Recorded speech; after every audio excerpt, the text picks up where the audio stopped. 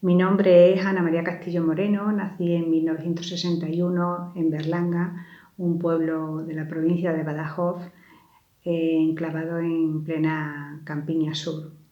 Mis inicios en la literatura son desde bastante pequeña, porque desde bastante pequeña pues he desarrollado el gusto por la lectura y la escritura. En un principio, pues la lectura de los cuentos normales que leíamos las amigas en aquella época, los cuentos de Cubierta Blanda de la colección Azucena, de príncipes y princesas y niñas pobres a los que rescataba un príncipe encantado. También hice mis primeros pinitos como escritora de novelas del oeste, porque a mi padre, como era también costumbre por aquella época, le encantaban las novelas del oeste, que las alquilaban precisamente en las barberías. Y yo, como lo veía siempre leyendo novelas del oeste, pues yo también me enganché a leerlas y hice mis primeros pinitos en escribir en el papel de traza que él utilizaba para su trabajo. Como profesora de primaria, que ha sido y es mi trabajo, que ya pronto me voy a jubilar, pues he utilizado esta pasión mía por la escritura y por la lectura en los niños, porque he practicado con ellos mucho no solamente el cuento, sino también la poesía. Hay una máxima que leí en una ocasión, no sé, desconozco cuál es el autor, pero la voy a leer porque me marcó bastante y creo que es una máxima que deberíamos tener en cuenta no solamente los maestros, sino todos los adultos. Y dice así: si desde el inicio nos contaran que en la infancia se define la salud mental del adulto, entonces trataríamos con más amor el alma de los niños. Bueno, pues esta es una máxima que a mí me ha guiado. Y yo lo que he intentado ha sido transmitirla a los niños, ejercitarla con los niños a través de la escritura y de la lectura. ¿Qué es para mí la poesía? Pues la poesía para mí, lo primero que podría yo decir es que es una asignatura pendiente en la sociedad, porque la poesía no solamente es un género literario desde mi punto de vista, sino que es una actitud ante la vida. Yo soy partidaria de las reflexiones que hace María Zambrano en un estudio en el que compara filosofía con poesía, y María Zambrano dice que ser poetas con mayúscula es adoptar una actitud poética ante la vida. El poeta mira la vida desde otro ángulo, buscando quién sabe qué recónditos orígenes y qué anheladas respuestas. Yo tengo escrito 4 libros de poemas, escritos publicados. Algunos de mis poemas he tenido esa suerte de que han recibido algunos premios literarios. Y tengo un libro pendiente de publicar por la editorial Lastura. Comencé con la poesía también hace muchísimo tiempo, pues en la adolescencia lo típico pues era Gustavo Adolfo Bécquer, después ya empezaron Cernuda, Salinas, etcétera, y el amplísimo abanico de poetas que han existido y que existen. De todos ellos me he dejado enriquecer, porque la verdad es que todos aportan muchísimo. Hay una variedad grandísima de tipos de poesía para todos los gustos, y si alguien no lee poesía es porque realmente no se le ha inculcado desde pequeño, pero no es porque no haya un mercado bastante amplio. Hay mi último libro, editado por la editorial Vitruvio, con respecto a lo que decía antes de que para mí la poesía es una actitud ante la vida. Pues ese poemario que se titula La música de las horas, termina con unos versos que dicen: escribir siempre, no para esculpir grandes piedras, sino para invocar a los ángeles. Eso en cuanto a mis inicios con la escritura, que fueron precisamente en poesía. Después también he escrito relatos y en el 2017 salió un cuento, un libro de cuentos editado por Tau Editores, que se titula La maestra cuenta cuentos. Salió en el 2017, pero los cuentos que están recogidos en este librito llevaban ya bastante tiempo escritos, porque yo los había escrito y se los había leído a los niños, con lo cual salieron con el aval de que a los niños de las distintas edades con los que yo experimenté, pues a todos ellos les gustaban. Una novedad también de estos libros, y algo muy hermoso, es que fueron ilustrados por dos alumnas que entonces cursaban sexto de primaria y ahora ya están, pues, alguna ha finalizado ya su carrera y está trabajando, y otra la está finalizando.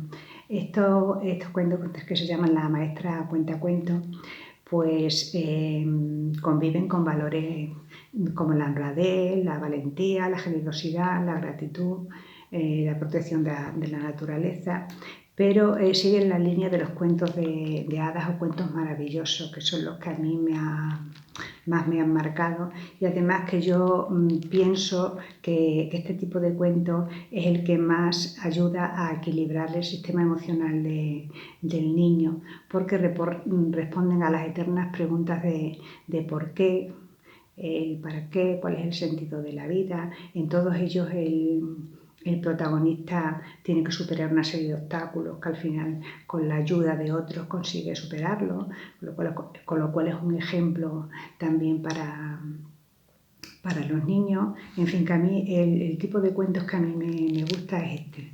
Pero para entroncarlo con lo que es la vida real, pues la maestra que se encarga de contar cada uno de estos cuentos se llama doña Margarita, pues observa al inicio de cada día, al inicio de las clases, a los alumnos, y si se da cuenta de que alguno viene triste y tiene algún problema, intenta encontrar en su memoria, porque sabe muchísimos cuentos, pues intenta encontrar en su memoria un cuento que le venga bien para ese momento.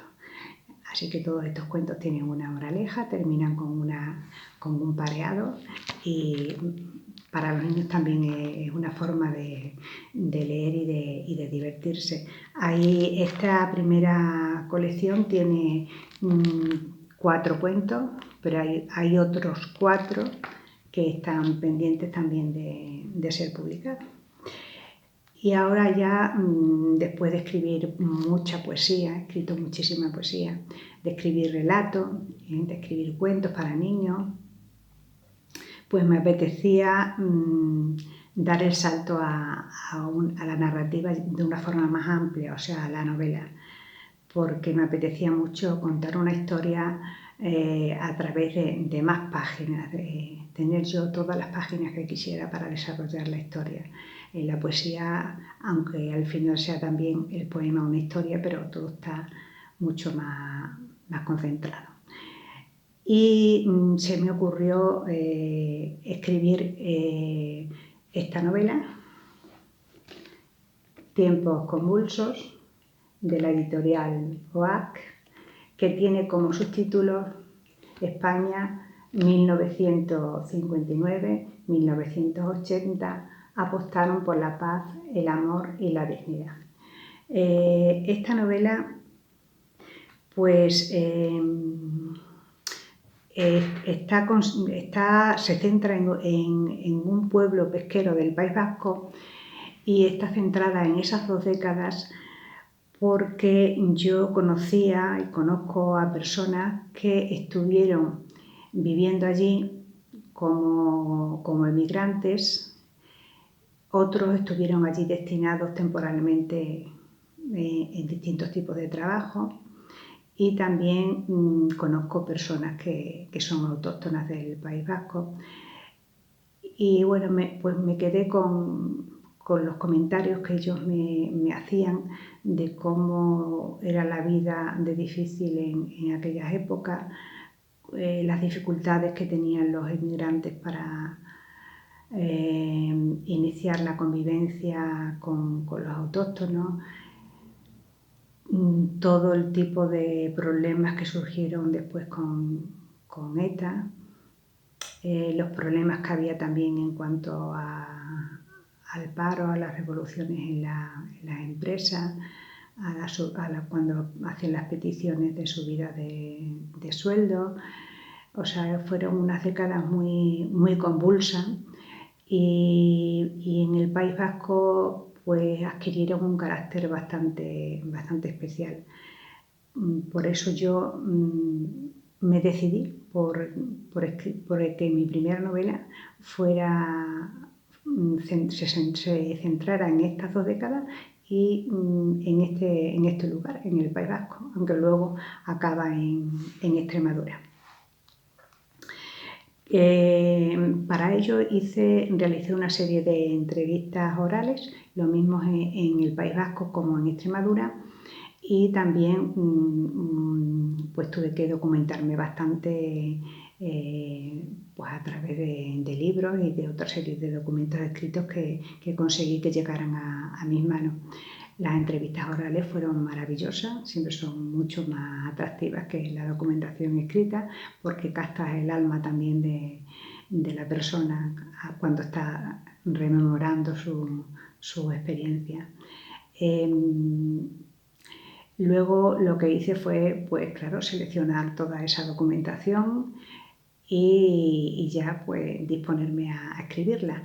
Pero como yo no quería reflejar ningún sector concreto de la sociedad, sino que los quería reflejar todos, mis entrevistas las organicé de tal manera que entrevisté a personas que en aquellas décadas eran obreros, estudiantes, curas obreros, sacerdotes, maestros, personas que vivían en los caseríos, guardias civiles, policías nacionales, estudiantes, sindicalistas en la clandestinidad, comunistas en la clandestinidad, o sea, a muchísimos sectores de la sociedad, y que todos ellos tuvieran su propia voz. Así que el tipo de novela que surge de esta intención forzosamente tiene que ser una novela de tipo oral.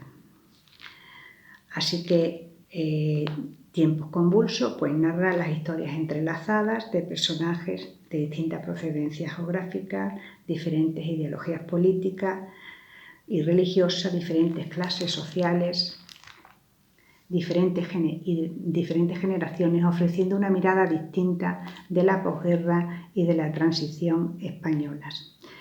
Son tiempos confusos y tormentosos en los que nada es lo que parece. La novela refleja el ambiente político, religioso y cultural de esa época en España, la emigración, el PC, la clandestinidad, la lucha contra la dictadura, la gestación de ETA y el estallido de la violencia, así como el importante papel que tuvieron los movimientos cristianos apostólicos en la ayuda a los emigrantes y también en encauzar todas esas luchas y todas esas reivindicaciones que hubo en el mundo obrero. Es esta la razón por la que yo me he centrado en estas 2 décadas, precisamente porque fueron tiempos muy convulsos. La década de los 60 de una forma un poco más disimulada, pero ya la época de los 70 fue la explosión completa con el estallido de la violencia. En palabras del crítico e historiador extremeño Moisés Cayetano Rosado, dice que lo novedoso de esta obra de Tiempos convulsos es algo poco tratado no ya por otros narradores, sino por ensayistas e investigadores de los fenómenos migratorios y nacionalistas, el papel de los movimientos obreros y de estudiantes cristianos en estos lugares conflictivos y de recesión demográfico-laboral, como fueron la OAC, la JOC y la JEC, dando cauce, voz y amparo a sus reivindicaciones y siendo germen creativo de partidos y sindicatos. Muchos de ellos terminaron precisamente en la CNT, en el Partido Comunista, en la ORT. Yo definiría a mi novela, Tiempos convulsos, como una novela pues, de historia contemporánea. Cada capítulo lleva un título y está enmarcada en un acontecimiento histórico relevante, histórico, político, social, pero realmente lo que a mí me interesa en cada capítulo es reflejar cómo vivía la gente corriente, cómo se enfrentaban al día a día, cómo los acontecimientos tan terribles que sucedían los zarandeaban de un modo cruel, cómo percibía cada uno esos movimientos. Por ejemplo, la visión de los guardias civiles y la policía nacional era de una manera, la visión del pueblo civil era de otra, la visión de los autóctonos vascos era una, la de los inmigrantes era otra, cada uno tenía su propia visión, pero todos en esta novela tienen su propia voz. Todas y cada una de las vidas de estos personajes, que son bastantes, están relacionadas unas con otras de tal manera que todas influyen unas en otras y son muy importantes para llegar al final de la novela. A veces parece que el personaje se pierde o que una trama en concreto o un hilo de la trama en concreto parece que se pierde, pero luego vuelve otra vez a aparecer. Y en conjunto la novela lo que llega a formar es una especie de eso, de trama de tejido en la que no sobra ningún hilo, todos son necesarios. Yo la llamo también como una novela circular porque empieza con la emigración del sur, de Extremadura y de Andalucía, al norte, por razones de supervivencia, porque aquí en Extremadura y en Andalucía había poco trabajo y se pasaba muy mal, la gente pasaba hambre, y sin embargo luego al final de la novela hay una, podríamos decir también, emigración del norte hacia la parte sur, pero ya son por razones de supervivencia, porque peligra la vida. Vienen aquí buscando la paz. Esta novela está teniendo bastante éxito entre los lectores, que son los mejores críticos, pero también he tenido la suerte de que he recibido la crítica de algunos críticos e historiadores, pues que la han valorado bastante. Por ejemplo,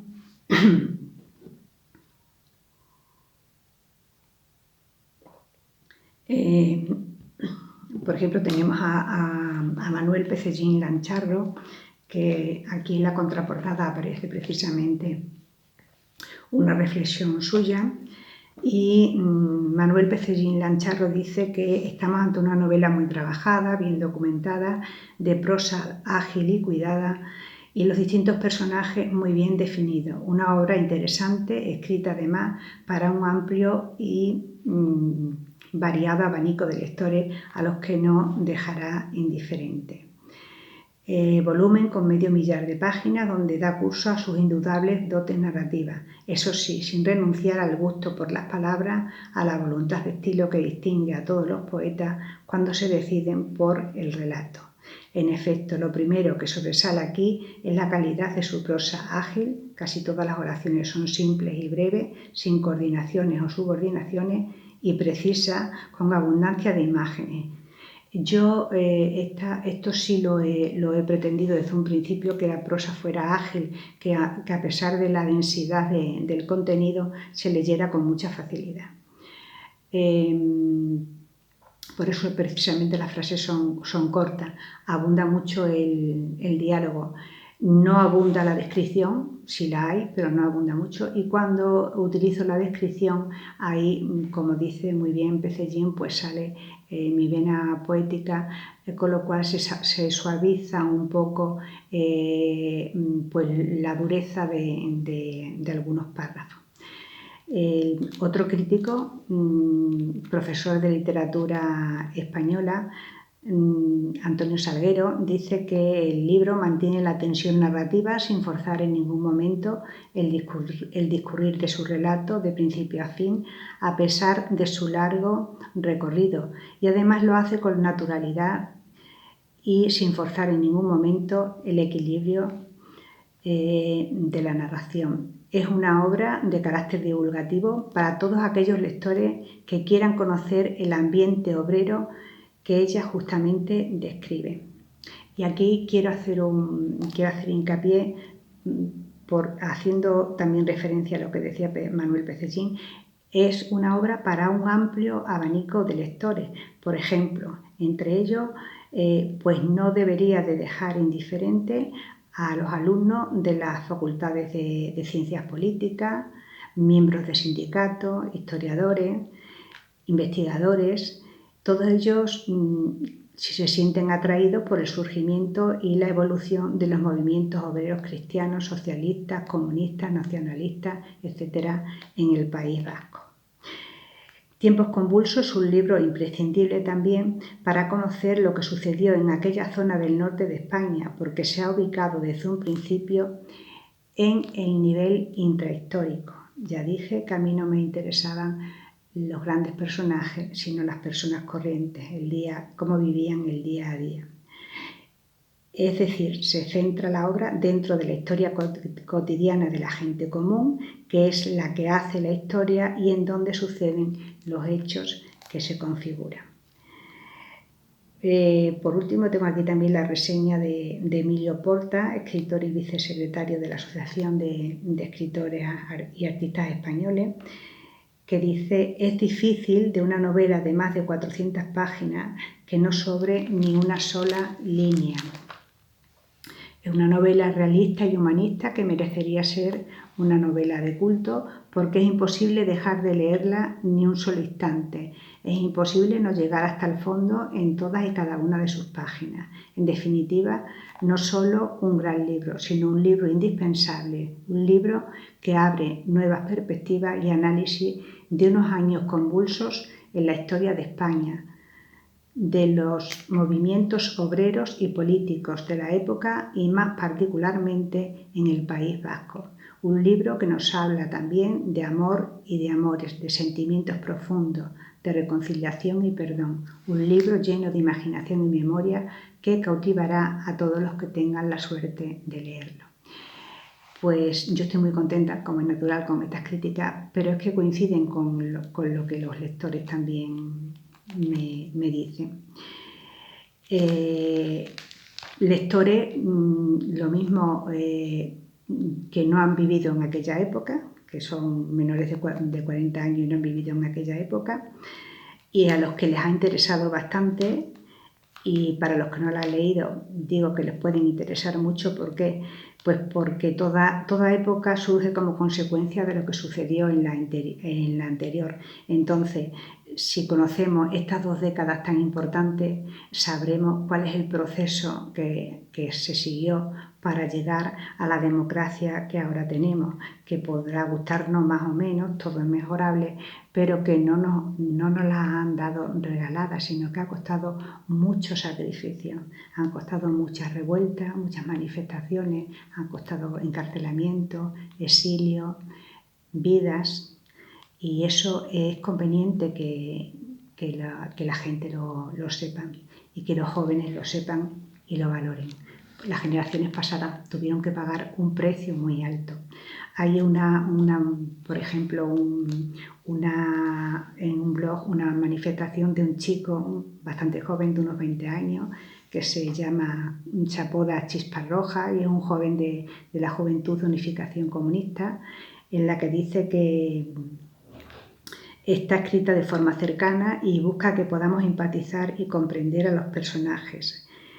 Y también saca a la luz la lucha de los movimientos obreros y jóvenes cristianos en la lucha contra el régimen franquista.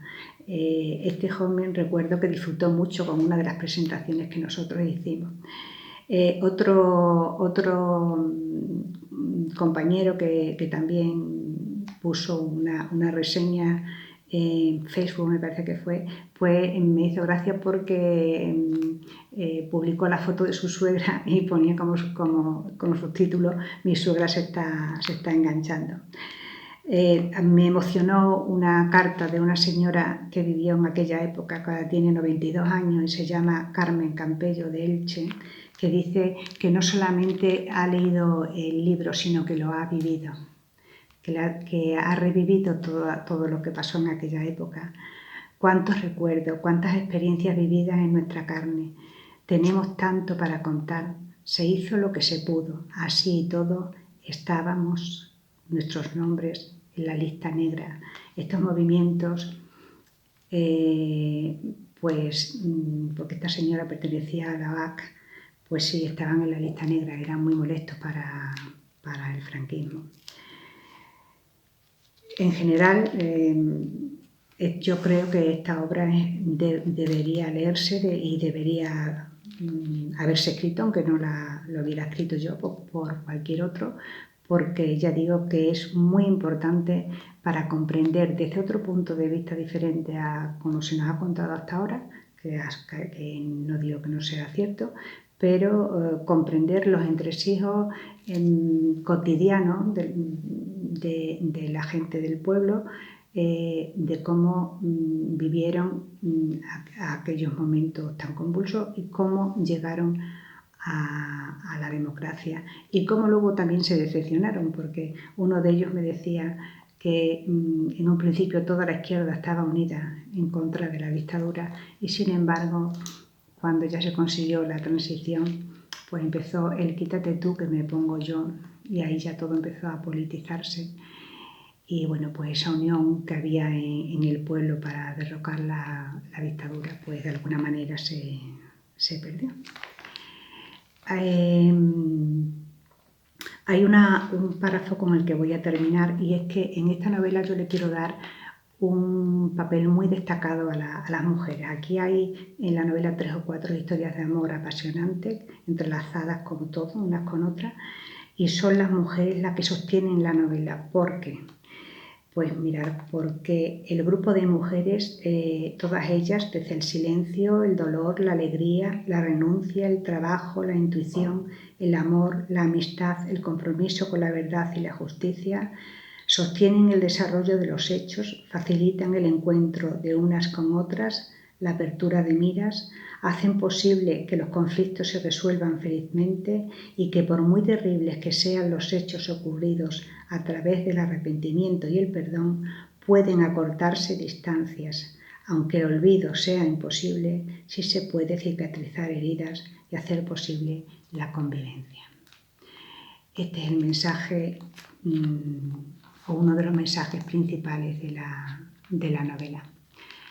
Yo invito a todos a leer Tiempos convulsos, editorial OAC, ya va por su segunda edición. No quedará a nadie indiferente. Es cierto que está contado desde un punto de vista distinto. Es cierto que hay muchos personajes reales, porque en realidad está basado en personajes reales y cualquiera se puede sentir identificado con ellos, y sirve para comprender cómo hemos llegado al momento actual. Ya a partir de esta novela, pues tengo en mi pensamiento, barajo varias temáticas, pero todavía no me he decidido por ninguna de ellas. Pero por supuesto ya que se ha despertado el gusanillo de la novela, pues voy a seguir durante un tiempo con ella, aunque por supuesto tampoco voy a dejar aparcada la poesía, porque la considero que es bastante importante. Pues muchas gracias por su atención y nada, a leer Tiempos convulsos, y animo a los medios de comunicación a que nos den difusión a los autores que somos un poco menos conocidos, para que no nos quedemos en el camino. Gracias.